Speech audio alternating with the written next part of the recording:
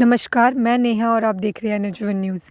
आज 11 जनवरी को हमारे second prime minister Lal Bahadur Shastri ji, जो कि आज़ादी के बाद हमारे सेकंड प्राइम मिनिस्टर बने आफ्टर जवाहरलाल नेहरू जी। आज हम उनके बारे में बात करेंगे कि वो कैसे व्यक्ति थे और उन्होंने अपने देश के लिए क्या-क्या किया। तो मैं उनकी बात शुरू करने से पहले उनका एक इंस्पायरिंग मैं कह सकती हूँ एक स्लोगन जो उन्होंने 1965 में दिया था, जय जवान जय किसान। क्योंकि आज प्रेजेंट डे में भी हम इस स्लोगन को विदेश में और अपने देश भर में इस स्लोगन को सुनते आ रहे हैं, क्योंकि जैसे कि हम जानते हैं किसान जो हैं वो प्रोटेस्ट कर रहे हैं। ये जो स्लोगन है लाल बहादुर शास्त्री जी ने अपने किसानों और अपने जवानों की हौसला अफजाई के लिए दिया था। तो अब हम उनके बारे में बात करते हैं। मैं आपको ये बता दूं कि जो लाल बहादुर शास्त्री जी हैं वो एक हम कह सकते हैं एक बहुत ही इंस्पायरिंग लीडर और एक इंस्पायरिंग हम कह सकते हैं फ्रीडम फाइटर जो हैं वो रह चुके हैं। वो एक ऐसे व्यक्ति थे जो कि महात्मा गांधी जी के लक्ष्यों पे उनके कदमों पे चलने वाले व्यक्ति थे और उनका भी यही कहना था कि नॉन वायलेंस से आप कभी भी खुश नहीं हो सकते, आप अपने देश में कभी भी खुशहाली नहीं ला सकते। और वो महात्मा गांधी जी से बहुत ही ज़्यादा इंस्पायर थे। और मैं आपको ये चीज़ बता दूं, जब महात्मा गांधी जी का नॉन कॉपरेशन जो मूवमेंट है वो देश भर में चल रहा था, जब महात्मा गांधी जी ने सारे देश में अपने देशवासियों को ये कहा कि आप भी इस मूवमेंट में अपना योगदान दे सकते हैं, इसे ज्वाइन कर सकते हैं, तब महात्मा गांधी जी ने लाल बहादुर शास्त्री जी को भी ये मूवमेंट जो है वो ज्वाइन करने के लिए कहा। और वो सिर्फ 16 साल के थे जब उन्होंने महात्मा गांधी जी के एक बार कहने पर ही ये जो मूवमेंट है वो ज्वाइन कर लिया था। और साथ ही साथ मैं आपको ये बात बता दूं कि लाल बहादुर शास्त्री जी ने वाइट रेवोल्यूशन जो है उसको भी प्रमोट किया।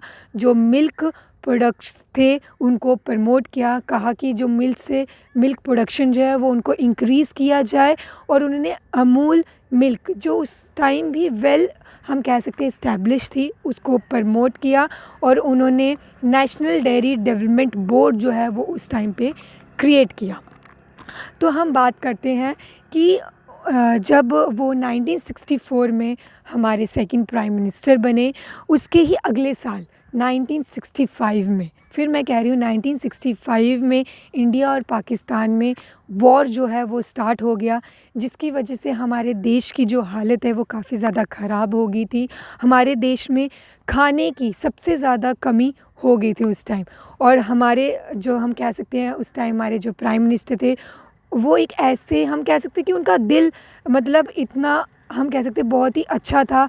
और वो ये कहना मतलब उन्होंने अपनी सैलरी जो है वो भी लेने से मना कर दिया, क्योंकि उन्होंने ये कहा कि मेरे देश में इस समय जो स्थिति है हमारे देश की वो बिल्कुल भी अच्छी नहीं है, तो मैं सैलरी नहीं लूँगा। और वो जो उनकी सैलरी होगी वो अपने देश के लोगों के मतलब उनकी कंडीशन को थोड़ी सी ठीक करने के लिए वो अपनी सैलरी दे देंगे और उसका इस्तेमाल वो खुद नहीं करेंगे। उन्होंने सैलरी लेने से मना कर दिया। और उस समय हमारे देश में खाने की जो है वो कमी बहुत ही ज़्यादा हो गई थी, कंडीशन बहुत बुरी थी। तब हमारे जो प्राइम मिनिस्टर हैं लाल बहादुर शास्त्री जी ने, जैसे कि मैंने आपको बताया, उन्होंने स्लोगन दिया था जय जवान जय किसान। वो हमारे देश के जो सोल्जर हैं और हमारे देश के जो जवान थे उनकी हौसला अफजाई के लिए उन्होंने ये स्लोगन जो है वो दिया था। साथ ही साथ उन्होंने ग्रीन रेवोल्यूशन को भी प्रमोट किया। ग्रेन्स की प्रोडक्शन जो है उसको कहा कि इंक्रीज़ किया जाए। पंजाब हरियाणा वाली साइड उन लोगों को कहा कि आप जो ग्रेन्स की जो प्रोडक्शन है उनको इंक्रीज़ कर दें। तो जैसे कि मैंने आपको बताया कि 1965 में जो इंडिया और पाकिस्तान के बीच वॉर चल रहा था वो 17 डेज़ तक चला। ताशकंद में उसका एक हम कह सकते हैं एग्रीमेंट दोनों देश के प्राइम मिनिस्टर के बीच हुआ कि जो उनके बॉर्डर पे जो उनकी फोर्सेस है, वो जो हमारे बॉर्डर की जो फोर्सेस है वो हटा ली जाए, वो वापस अपनी तरफ ले ली जाए। ये एग्रीमेंट 10 जनवरी को दोनों प्राइम मिनिस्टर के बीच हुआ और अगले ही दिन 11 जनवरी को लाल बहादुर शास्त्री जी की मृत्यु हो गई।